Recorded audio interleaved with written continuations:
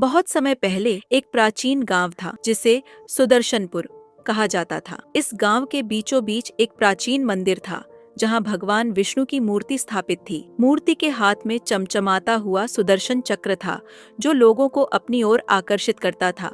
गांव के बुजुर्गों का मानना था कि यह चक्र भगवान विष्णु का असली सुदर्शन चक्र है और इसकी शक्ति गांव की रक्षा करती है। लेकिन एक शर्त थी, चक्र को छूने की मनाही थी। जो भी इसे छूने की कोशिश करता उसे भयंकर दंड भुगतना पड़ता। एक दिन गांव में एक जिज्ञासु युवक अर्जुन आया। वह चमत्कारों पर विश्वास नहीं करता था। उसने सुना था कि सुदर्शन चक्र के रहस्य को कोई नहीं समझ पाया है। अर्जुन ने तय किया कि वह इस चक्र के रहस्य को सुलझाकर गांव वालों को बताएगा कि यह सिर्फ एक पुरानी कहानी है। रात के अंधेरे में जब पूरा गांव सो रहा था, अर्जुन चुपके से मंदिर में घुस गया। जैसे ही उसने चक्र को छूने के लिए हाथ बढ़ाया, अचानक मंदिर की दीवारों पर बनी मूर्तियां जीवित हो उठी। मूर्तियों की आंखों से तेज रोशनी निकलने लगी। अर्जुन डर गया, लेकिन उसने हार नहीं मानी। अचानक एक तेज आवाज गूंजी, कौन है जो सुदर्शन चक्र को छूने की हिम्मत कर रहा है? अर्जुन ने कांपती हुई आवाज में कहा, मैं केवल यह जानना चाहता हूँ कि इस चक्र में ऐसी कौन सी शक्ति है। क्या यह सच में भगवान विष्णु का चक्र है? आवाज ने उत्तर दिया,